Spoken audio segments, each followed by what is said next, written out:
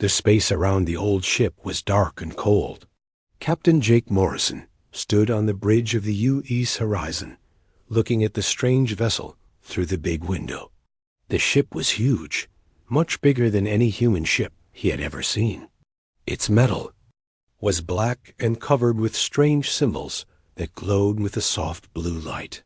"Captain, we're getting some weird readings from that ship," said Sam Rodriguez, the chief engineer. He was a big man with dark hair and rough hands from years of working on machines. "The energy patterns don't match anything in our database. Double quotes. Dr. Lisa Carter walked up to them. She was the ship's expert on alien life, a thin woman with blonde hair and bright blue eyes. "The metal looks ancient, Captain. Much older than anything the Coalition species use." "I've never seen anything like it." Jake nodded slowly. For 30 years, humans had been part of the Galactic Coalition. They were the newest members, and most alien species still didn't trust them. Finding an unknown ship in Coalition space could mean trouble. "Any signs of life?" Jake asked. Lisa checked her scanner. "There's something, very faint, but it's there. Whatever it is, it's been sleeping for a very long time." Jake made his decision. "We're going aboard. Sam, get a team ready. Lisa, bring your medical kit. If there's something alive in there, we need to know what it is." The airlock opened with a soft hiss. The 3 humans stepped into the alien ship, their boots making quiet sounds on the metal floor. The hallways were wide and tall, built for creatures much larger than humans. Strange lights came on as they walked, as if the ship knew they were. "There. This technology is incredible," Sam whispered, looking at the smooth walls. "The ship is responding to our presence. It's like it's alive." They walked deeper into the ship. The walls were covered with the same glowing symbols they had seen outside. Lisa ran her hand over one of them, and it pulsed brighter. "These aren't just decorations," she said. "I think there's some kind of writing, or maybe a way to store information." They found the bridge first.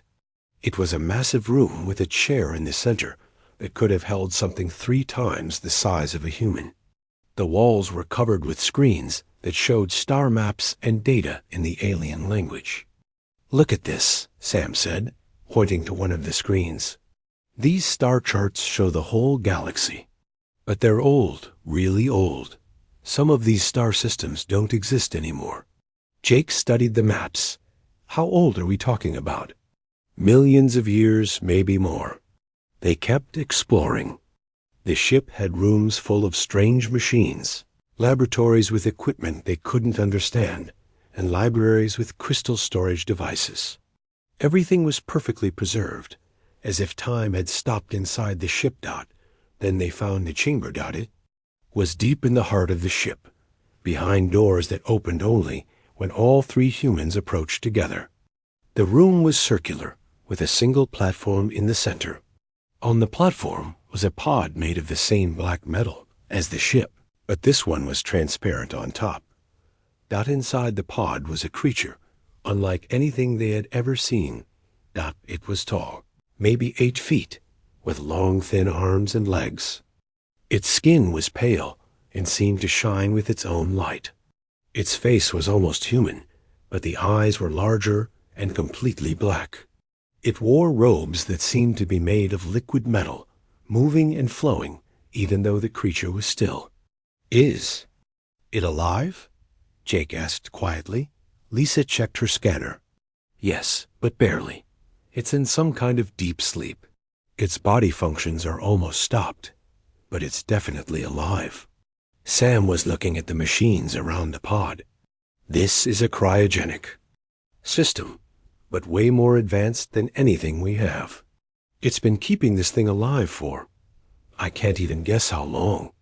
The creature's eyes suddenly opened. All 3 humans stepped back in surprise. The black eyes looked at them, and Jake felt like the creature was looking into his soul. It was studying them, learning about them just by looking.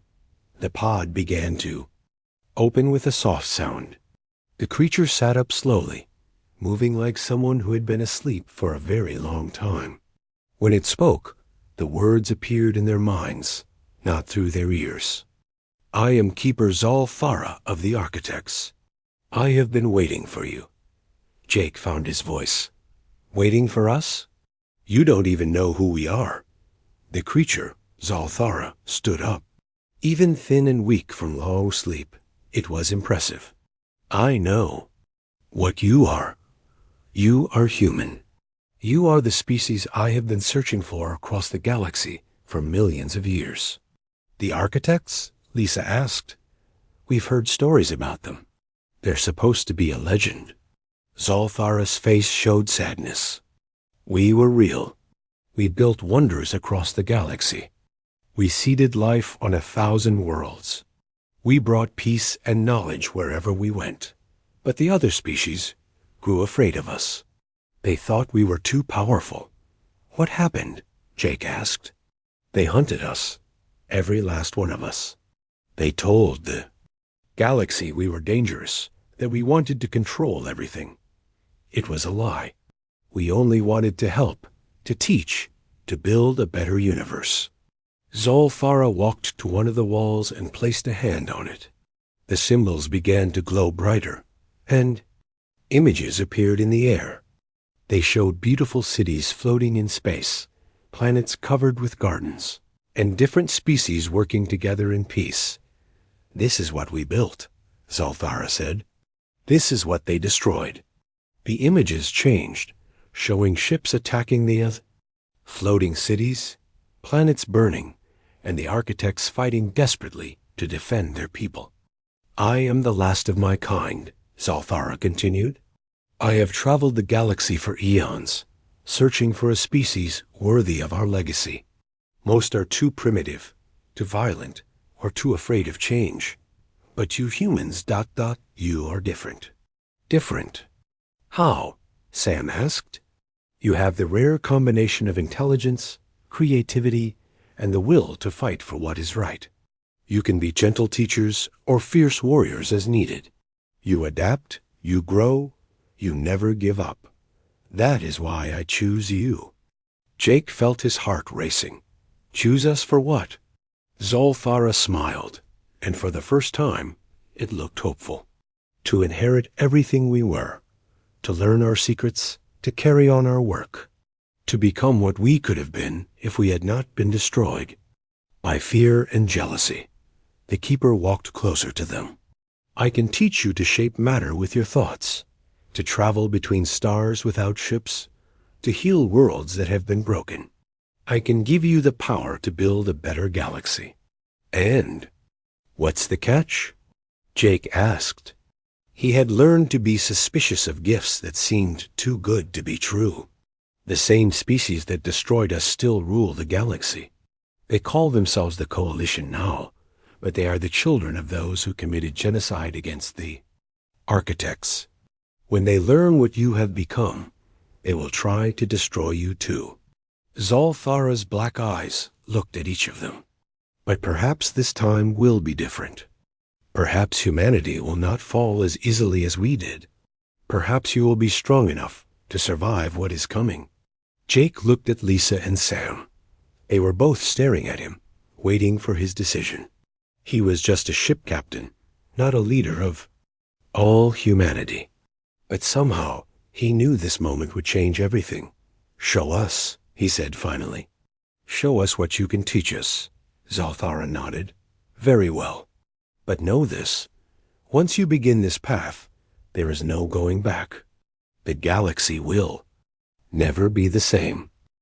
Captain Jake Morrison knew he had to report the discovery. Coalition rules were clear. Any new alien contact had to be reported immediately. But as he sat in his captain's chair, looking at the report he had written, he felt worried. 3 days had passed since they found Zal-Thara. The Architect had begun teaching Dr. Lisa Carter and engineer Sam Rodriguez basic lessons about quantum manipulation. Jake had watched Lisa make a metal bar bend without touching it, and Sam had created small sparks of electricity from his bare hands. "Captain," came a voice from the communication station. "We're receiving a priority message from Coalition Command." Jake's stomach dropped. Put it through. The screen showed Admiral Kate Phillips, the highest-ranking human in the Coalition fleet. She was a stern woman with gray hair and hard eyes. Behind her stood several alien figures, representatives from the major Coalition species. "Captain Morrison," Admiral Phillips said, "your report about the Architect discovery has reached the highest levels. We're sending a diplomatic team to your location immediately. Do not take any action regarding the alien until we arrive." One of the aliens stepped forward. It was a Vorthik, a tall reptilian creature with green scales and yellow eyes. "Captain Morrison, I am Supreme Commander Kethver. This matter is of extreme importance to galactic security." Jake tried to stay calm. "Admiral, the Architect has been peaceful. It's teaching us about their technology." "That's exactly what we're worried about," said another alien. This one was a Zephyrian, looking like a giant insect with 4 arms.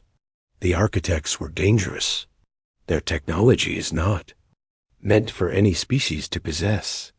The third alien was a luminal, a being made of pure energy inside a containment suit. Its voice was like music, but the words were cold. "Captain Morrison, you must understand. The Architects nearly destroyed the galaxy once. We cannot allow their knowledge to spread again." Admiral Phillips held up her hand. "We'll be there in 6 hours. Until then, no one is to interact with the Architect." "That's an order." The screen went dark. Jake sat back in his chair, feeling the weight of the decision ahead of him. He looked toward the alien ship, where Zalthara waited. "Captain," Dr. Carter's voice came through the communicator. "You need to see this." Jake made his way to the Architect ship. He found Lysa and Sam in a large room with Zalthara. The Keeper was showing them images in the air, pictures of the galaxy as it had been millions of years ago. "Look at this, Captain," Lisa said, her eyes wide with wonder. "Zalthara is showing us the real history of the galaxy." The images showed the Architects working alongside other species, building incredible cities and healing damaged worlds. They saw planets covered with beautiful forests and oceans, space stations that looked like works of art, and different alien species living together in peace. "This is what the galaxy was like before the war," Zalthara explained. "Every species contributed their gifts. The Vorthik were skilled builders. The Zephyrians were master farmers. The Luminals were artists and philosophers. Together, we created paradise." The images changed, showing the same species Jake had just seen on the communication screen. But these looked different. Younger, more primitive versions of the current Coalition members. "What happened?" Jake asked. "Fear," Zalthara said simply. As the Architects grew more powerful, the other species began to worry. They thought we would replace them, control them. Some of their leaders began to spread lies about us. The images showed meetings where the younger species argued and pointed at pictures of Architects.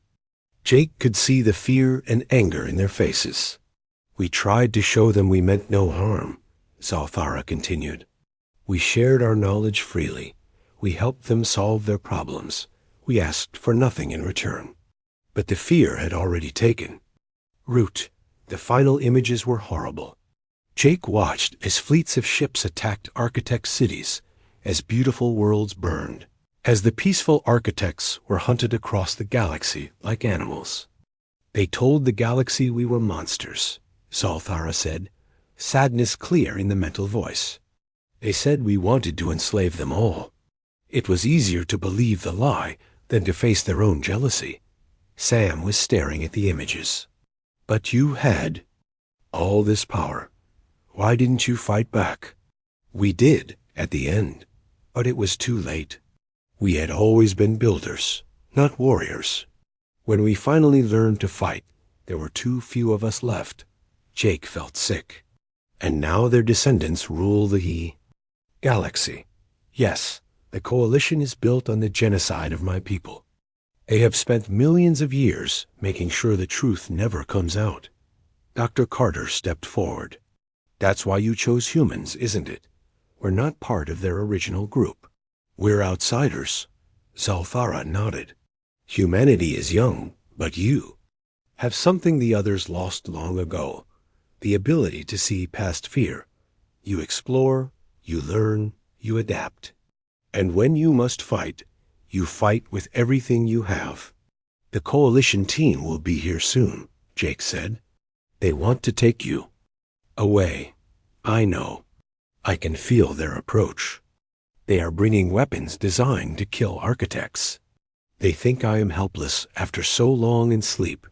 Lisa looked worried. Are you helpless? Zolthara smiled, and for a moment, Jake saw how powerful the Keeper truly was. No, child. But I am tired of running, tired of hiding. If they want to finish what their ancestors started, let them try. What about us? Sam asked. What happens to humanity? That depends on you, Zolthara said. I have taught you the basics, but there is so much more. The question is whether you have the courage to learn it. Jake made his decision. Teach us. Whatever time we have left, teach us everything you can. The next few hours passed quickly. Zalthara worked with all three humans, showing them how to feel the quantum energy that flowed through everything. Jake found he could sense the thoughts and feelings of others nearby. Lisa learned to change the shape of small objects with her mind. Sam discovered he could make electronic devices work just by thinking about them. This is only the beginning, Zalthara explained. With time and practice, you could reshape planets, travel instantly across the galaxy, even bring the dead back to life. But first, you must survive what is coming. The coalition fleet arrived exactly on time. Jake watched from the bridge as 6 massive ships took positions around the horizon. These weren't exploration vessels. They were warships, bristling with weapons. Captain Morrison. Admiral Phillips' voice came through the communicator. Prepare to be boarded. The diplomatic team is coming across. Jake went to the airlock to meet them. Admiral Phillips came first, followed by Ambassador Paul Watson, a middle-aged man with kind eyes who Jake had met before. Behind them came the 3 coalition representatives and a squad of armed soldiers. Captain, Admiral Phillips said, where is the architect? On its ship, Jake replied. But Admiral, you should know that everything we've been told about the architects is a lie. Supreme Commander Kethfer stepped forward, his yellow eyes angry. Captain Morrison, you have been deceived. The architect is a master manipulator. It has filled your head with false stories to make you trust it. I've seen the proof, Jake said. The historical records, the images, lies, the Zephyrian interrupted.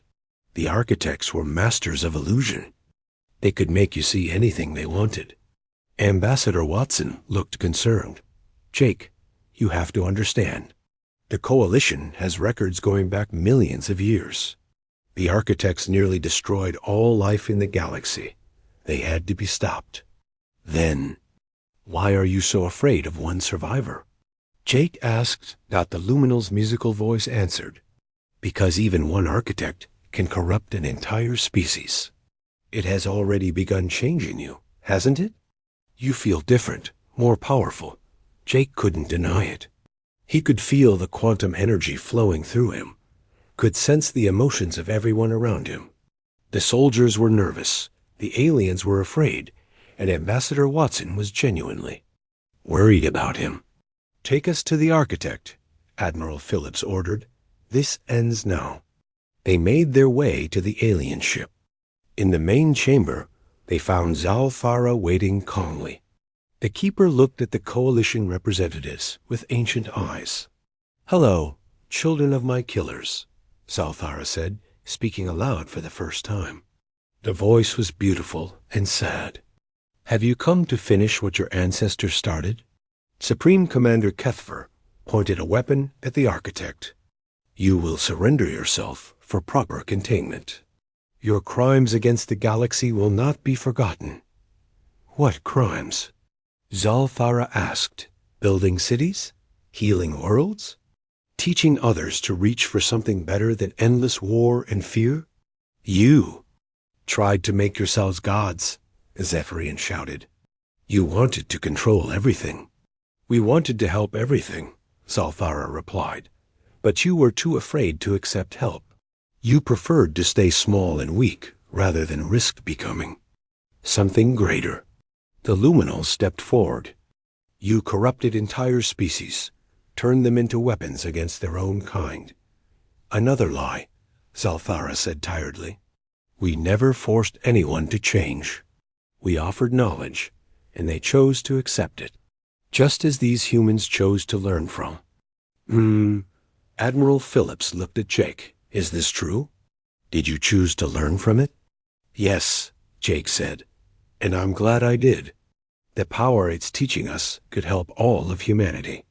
The power it's teaching you will damn all of humanity, Kethver said, just as it damned every species that trusted the architects before. Ambassador Watson stepped between them. Perhaps we can react. 3 weeks had passed since the Coalition fleet arrived. The human ships surrounded the area now, 67 vessels carrying thousands of people who had come to see the last architect. The tension in space was thick enough to cut with a knife. Ambassador, Paul Watson had been working day and night to prevent a war. He was a good man who truly believed that talking could solve any problem. Jake Morrison watched him move between the human and Coalition ships, trying to find a peaceful solution. Captain, Dr. Lisa Carter said, walking onto the bridge of the horizon. Zalthara wants to speak with you. Jake found the architect in the teaching chamber, surrounded by 12 humans who had been learning the quantum manipulation techniques. Besides Lisa and Sam Rodriguez, there was Lieutenant Commander Alex Turner, a smart man who had been an engineer before becoming a military officer. Staff Sergeant Maria Gonzalez was there too, a tough woman who had fought in 3 wars before this. The others were specialists from different ships, scientists, engineers, and a few soldiers who had shown the rare ability to survive the transformation. Learning the architect's gifts was dangerous. For every person who succeeded, 10 others failed and nearly died from the attempt. Captain Morrison, Zalthara said, Ambassador Watson has convinced the Coalition Council to hold formal peace talks. They have agreed to meet at Harmony Point Station. Jake knew the station well. It was a neutral meeting place, run by humans, but open to all species. Colonel Ryan Burke commanded it, and he was known for keeping the peace even when things got heated. That's good news, Jake said. Maybe we can avoid a war. Zalthara's ancient eyes looked sad. I have lived for millions of years, Captain. I have seen this pattern before. The Coalition does not want peace. They want to eliminate the threat. I represent, but if we meet them halfway, Jake began. They will agree to talk. Zalthara interrupted. They will seem reasonable. They will ask for small compromises, and when your guard is down, they will strike. Alex Turner looked up from where he was practicing moving objects with his mind. Then, why agree to the meeting? Because humanity needs to see their true nature, Zalthara replied. Your species still believes in the goodness of others. You trust too easily. When the Coalition shows their real face, humanity will finally understand what they are fighting against. Maria Gonzalez stopped channeling electricity between her fingers. Are you saying we're walking into a trap? We are walking into the truth, Zalthara said. And sometimes the truth is the most dangerous place of all. 2 days later, the UES. Horizon docked at Harmony Point Station. Jake walked through the familiar corridors, remembering when this place had been a symbol of hope for peaceful cooperation between species. Now it felt like a tomb-out Colonel Ryan Burke met them at the docking bay. He was a tall man with premature gray hair and worried eyes. Captain Morrison, I have to say, I'm not comfortable with this meeting. Why not? Jake asked. Too many weapons, Burke replied. The Coalition brought a full military escort. They say it's for protection, but it feels more like an invasion. Force. They made their way to the main conference room. It was a large space with a circular table and chairs designed for different alien body types. The walls were covered with symbols of peace from dozens of species. The Coalition representatives were already there. Supreme Commander Kethfer stood near the window, his reptilian form tense with barely controlled anger. The Zephyrian, who went by the name Hive Mind Zektar, was examining the peace symbols with what looked like disgust. The Luminal, calling itself Brightsong Belana, floated in its containment suit, energy flickering with nervous patterns. Admiral Kate Phillips and Ambassador Watson sat at the human side of the table. They both looked tired from weeks of trying to prevent a war. Zalthara entered the room with quiet dignity. The architect moved slowly, showing respect for the peace talks, but Jake could feel the immense power hidden beneath the calm exterior. Honored representatives, Zalthara said, sitting in the chair that had been specially made for the meeting. I thank you for agreeing to these talks. Perhaps we can find a way to coexist in peace. Supreme Commander Kethver's yellow eyes glowed. With hate, there can be no peace with your kind, Architect. Your very existence is a threat to galactic stability. I offer only knowledge, Zalthara replied. The same knowledge my people offered millions of years ago. The ability to build rather than destroy, to heal rather than harm. Hive Mind Zektar's insect head tilted. Your people's gifts corrupted entire species. They turned peaceful worlds into weapons of war. Show me one example, Zalthara challenged. Show me one species that the architects actually harmed. The Coalition representatives looked at each other. Jake could sense their discomfort through his enhanced abilities.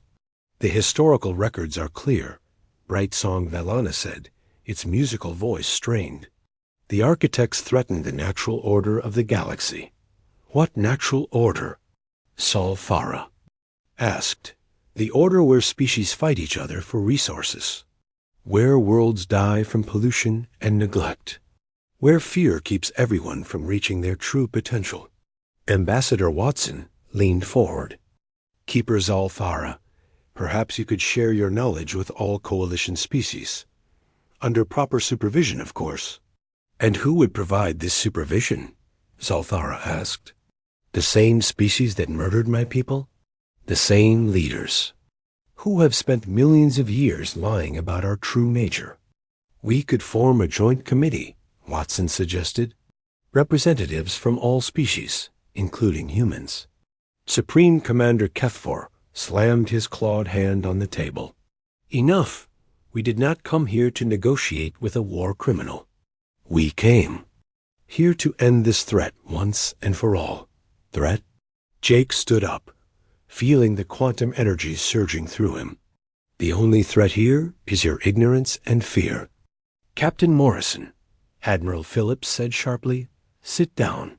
But Jake could feel something was wrong. His enhanced senses were picking up movement throughout the station. Armed soldiers were taking positions.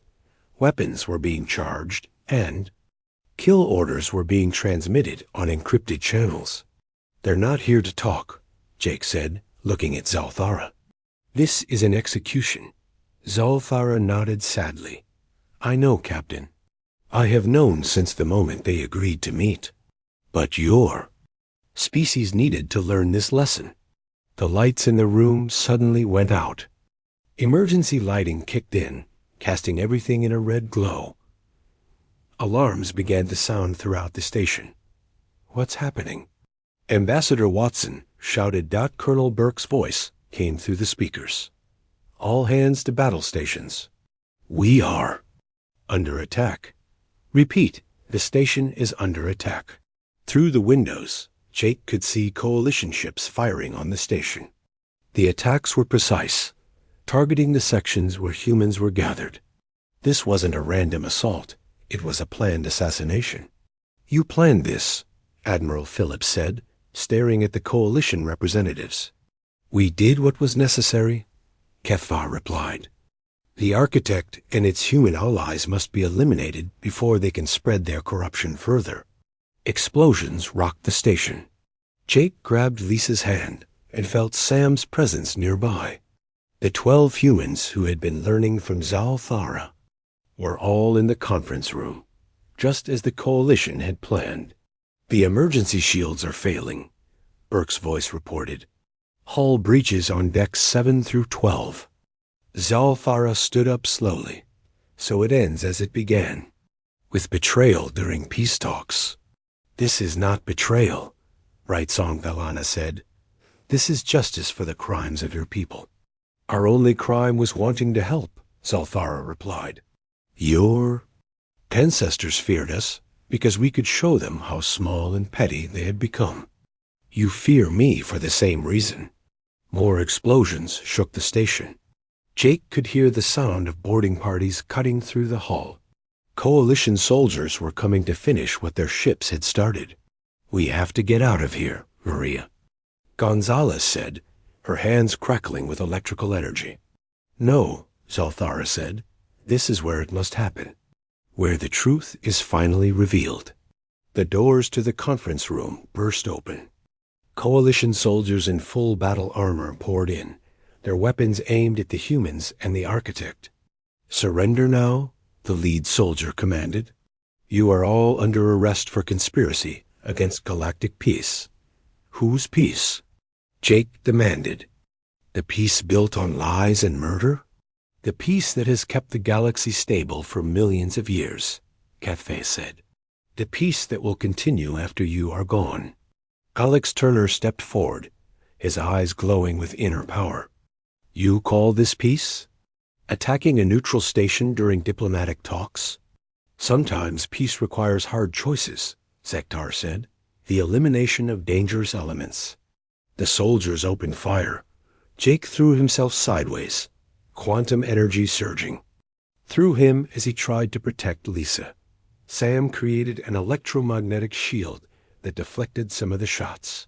Maria absorbed the electrical energy from the weapons and threw it back at the soldiers. But there were too many attackers. And the humans were still learning to use their new abilities. The coalition had brought weapons specifically designed to kill architects, energy disruptors that could tear apart quantum fields. Jake watched in horror as one of the human students. A young woman named Beth Clark was hit by a disruptor beam. She screamed as her partially transformed body was torn apart by the weapon. Stop, Ambassador Watson shouted. These are civilians.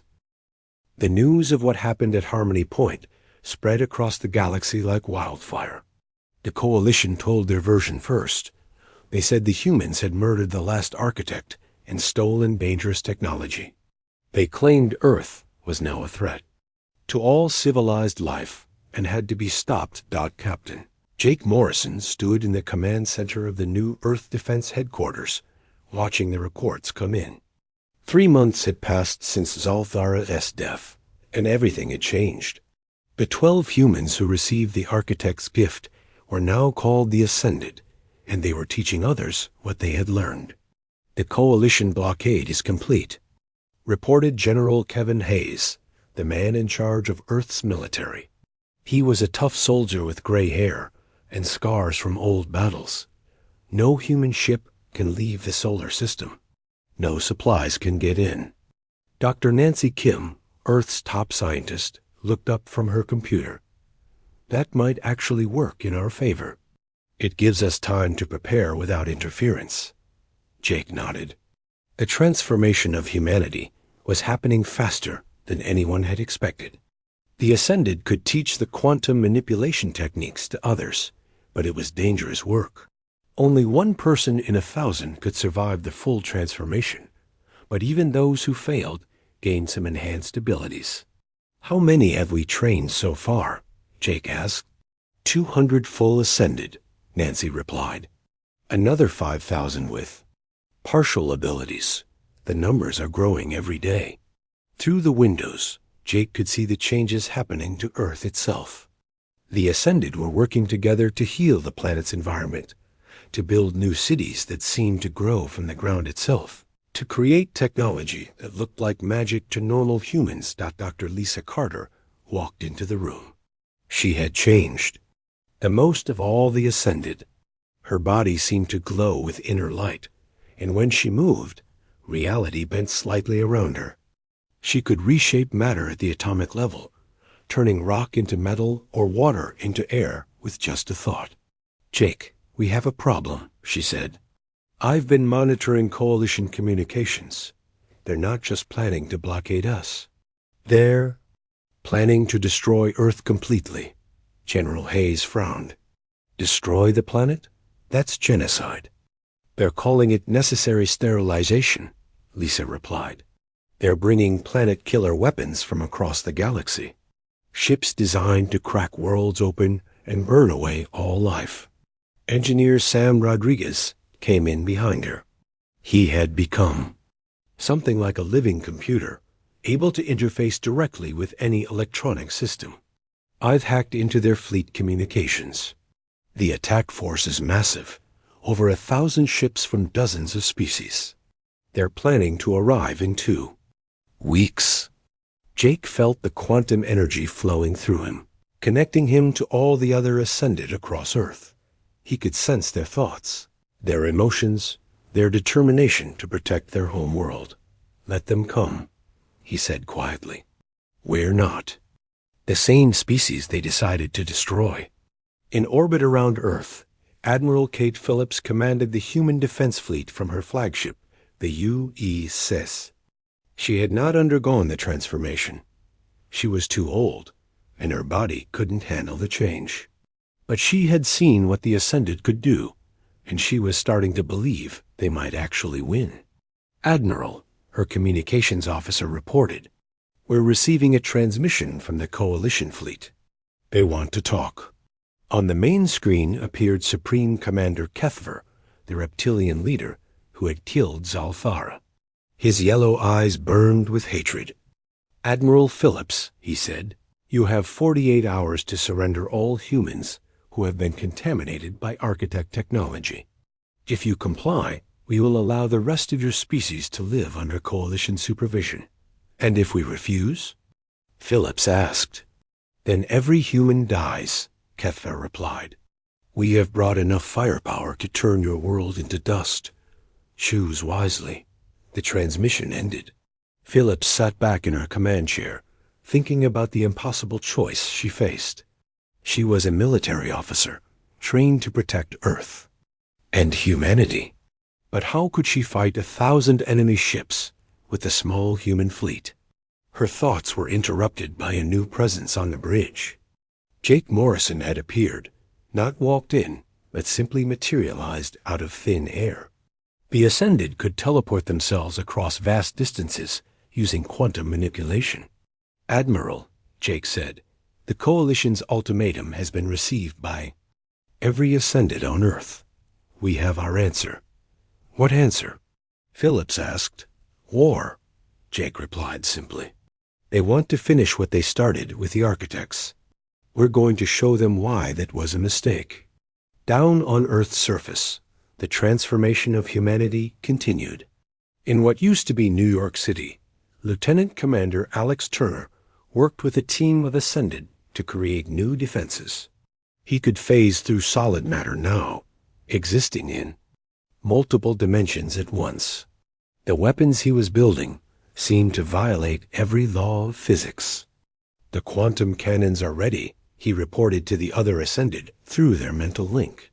"If the Coalition ships get past our fleet, they'll find Earth is not as defenseless as they think." In the rebuilt city that used to be Tokyo, Staff, Sergeant Maria Gonzalez trained a group of new Ascended in combat techniques. She had become something like a living storm, able to absorb any form of energy and redirect it with incredible force. The soldiers she was training were learning to fight in ways that normal humans couldn't imagine. "Remember," she told them, "we're not just fighting for Earth. We're fighting for the future of consciousness itself." The Coalition wants to keep the galaxy small and afraid. We're going to show them what courage looks like.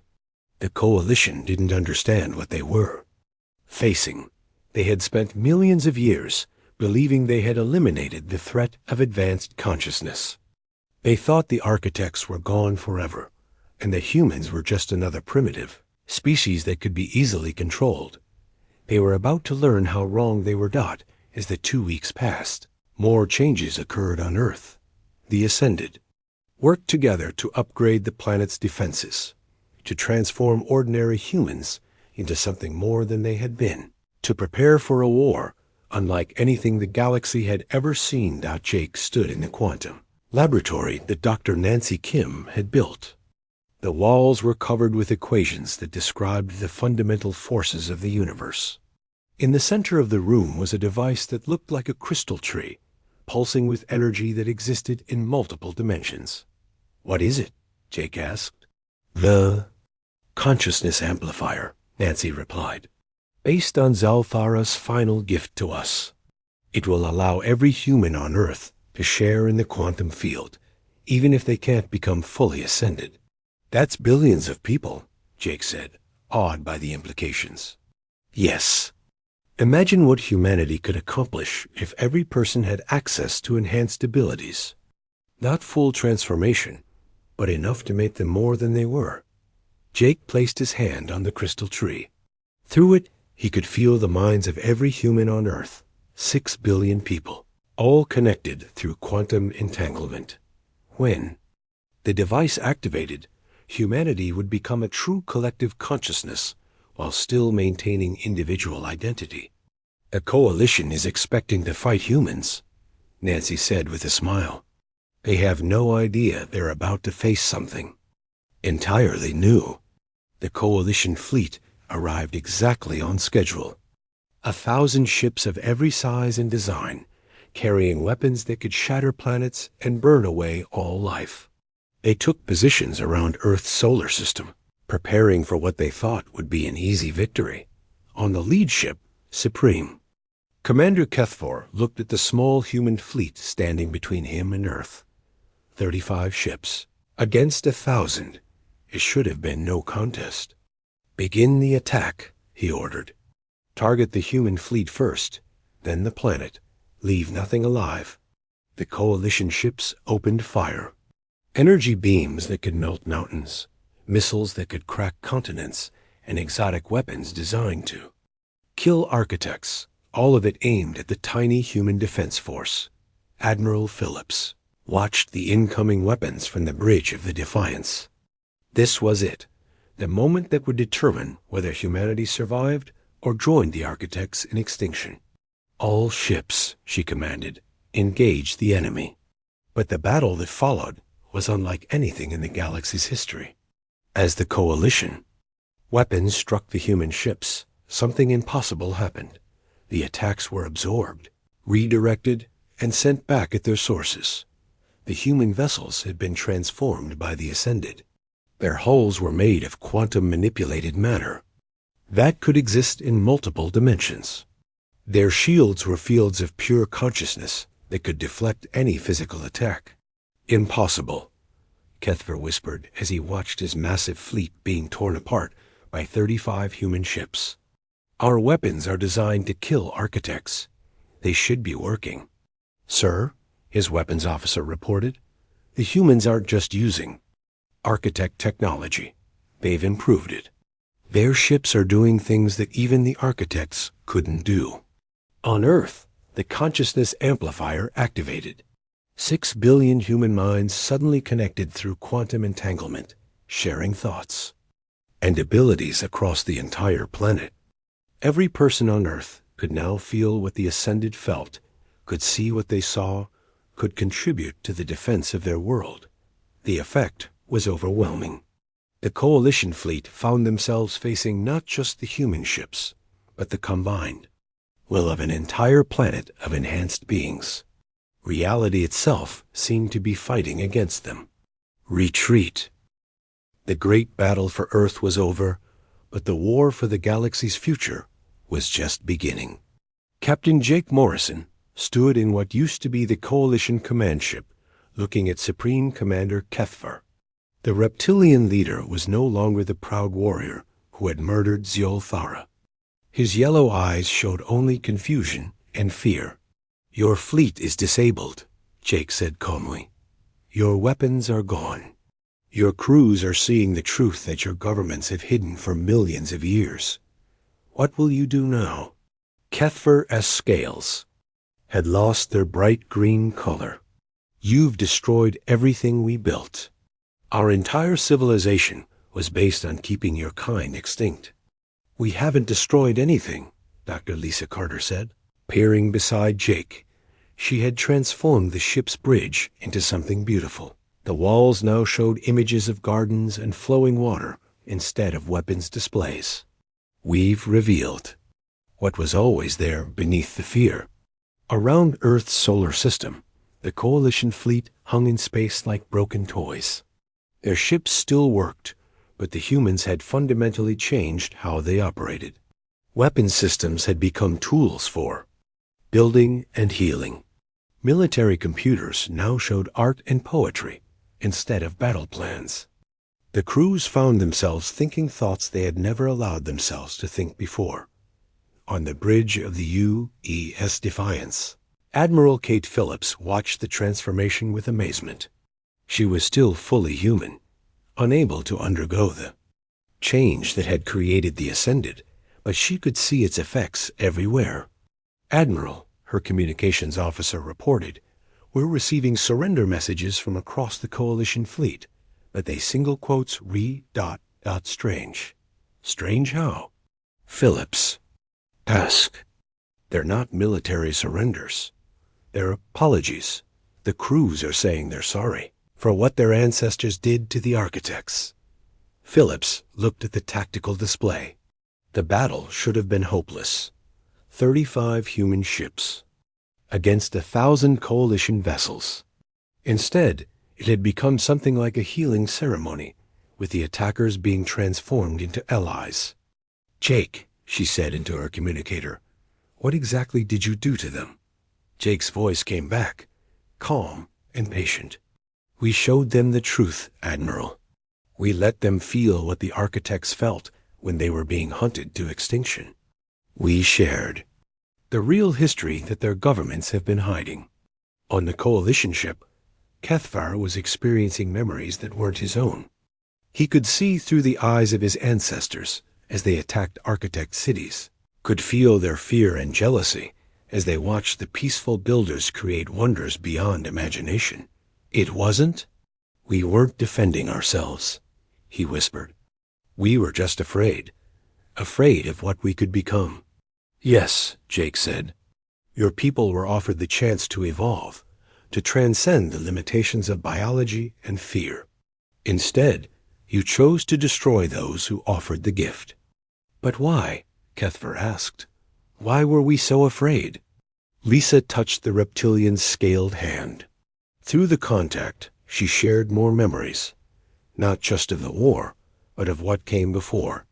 The Coalition species in their early days, when they had been curious and adventurous, before fear had made them small. "You weren't always like this," she explained. "Your ancestors were explorers, builders, dreamers. But something happened that made them afraid of growing beyond what they were." The memories continued. Kethvar saw his species' first contact with the architects, the wonder and excitement as the ancient beings shared their knowledge. Then came the fear. What if the architects were too powerful? What if they replaced the younger species? What if evolution meant the end of everything familiar? "We chose stagnation over growth," Kethvar said, understanding flooding through him. "We chose fear over hope." "And you've been trapped in that choice for millions of years," Jake said. "Building a civilization based on keeping everyone else as afraid and limited as you became." Across the galaxy, the news of Earth's victory spread like a quantum shockwave. Coalition worlds that had lived in fear of change for eons suddenly found their populations asking questions they had never been allowed to ask. Why had they been taught to fear the architects? What would have happened if their ancestors had chosen differently? On the Coalition capital world, the Governing Council met in emergency session. The luminal representative, Brightsong Velana, flickered with panicked energy patterns. The humans have corrupted our entire attack fleet, it reported. Our crews are refusing orders, sharing forbidden knowledge, asking about the real history of the Architect War. The Zephyrian hive mind Zektar S insect had twitched nervously. This is exactly what we feared. The Architect contamination is spreading. If we don't stop it now, our entire civilization will collapse. Our civilization was built on lies, said a new voice. The council turned to see one of their own military commanders, a Vorthak general named Sekthar, walking into the chamber. I've been monitoring the transmissions from Earth. The humans are showing us what really happened. Traitor, Sekthar hissed. You've been contaminated by their influence. I've been enlightened by the truth, Sekthar replied. We spent millions of years telling ourselves we were heroes who saved the galaxy from the architects. But we were just jealous children who destroyed their betters. More Coalition officers began entering the chamber. All of them had the same look, the dazed expression of people whose entire worldview had been shattered and rebuilt. This is an invasion, Brightsong Velana protested. A mental attack designed to destroy our society. This is an awakening, corrected another voice. General Kevin Hayes materialized in the center of the chamber, his form glowing with quantum energy. The human military leader had become one of the most powerful of the Ascended, able to teleport across galactic distances. General Hayes, Zektar said, backing away. How did you get here? The same way the architects used to travel, Hayes replied. Consciousness transcends distance when you understand the quantum structure of reality. We're here to offer you the same choice Zalthara offered us. We will never surrender to you, Brightsong Velana declared. We're not asking you to surrender, Hayes said patiently. We're asking you to grow, to become more than what you are. He gestured, and the chamber filled with images from Earth. The Coalition Council saw the transformed planet, where humans and the few willing Coalition members who had joined them were working together to build something beautiful. Cities that looked like living art, technology that seemed to be alive, and people whose eyes shone with inner light. This is what your ancestors rejected, Hayes explained. Not conquest, not domination, evolution. The chance to transcend the limitations that keep consciousness trapped in small, fearful forms. On Earth, Dr. Nancy Kim was monitoring the quantum effects of humanity's transformation. The consciousness amplifier had connected every human on the planet, creating a collective intelligence that maintained individual identity while sharing knowledge and abilities. Jake, she reported through their mental link, the changes are accelerating. Not just in humans, but in the Coalition species who are accepting the transformation. We're seeing spontaneous evolution across dozens of worlds. Jake could feel it through the quantum network. Everywhere the truth about the architects spread, beings who had been limited by fear for millions of years were beginning to change. It wasn't forced evolution. It was consciousness, finally breaking free from artificial restrictions. Back on the Coalition capital, the Governing Council was falling apart. Half the members were now supporting the human position, while the other half clung desperately to the old lies. We have to stop this, Zektar said desperately. Launch the planet killers at Earth. Destroy them before the contamination spreads. Further, the planet killers have been converted, General Hayes informed him. Your own crews are using them to heal damaged worlds, instead of destroying healthy ones. It was true. Across the galaxy, Coalition weapons designed for destruction were being transformed into tools for creation. Military fleets were becoming construction crews. Soldiers were becoming teachers and healers. This is the end of everything we are, Brightsong Velana said, its energy form flickering with despair. This is the beginning of everything you could be, Jake said, appearing beside General Hayes. The coalition is ending, but the species that created it don't have to end with it. He looked around the chamber at the alien leaders. Some were angry, some were afraid, but all of them were beginning to understand the magnitude of what was happening. You have a choice, Jake continued. You can fight against evolution and be left behind, trapped in the small existence you've built for yourselves. Or you can join us in building something greater than any single species could achieve alone. Lieutenant Commander Alex Turner materialized in the chamber, his form phasing in and out of multiple dimensions. The choice has to be made soon, he said. Consciousness is awakening across the galaxy. In a few years, maybe a few decades, the transformation will be complete. The universe itself is evolving beyond the need for fear and limitation. Staff Sergeant Maria Gonzalez appeared next, electricity dancing around her transformed form. But we'd rather have you with us than against us. The architects believed in cooperation, in helping everyone reach their potential. We want to honor that vision. Kethver, who had been silent since his own awakening, finally spoke.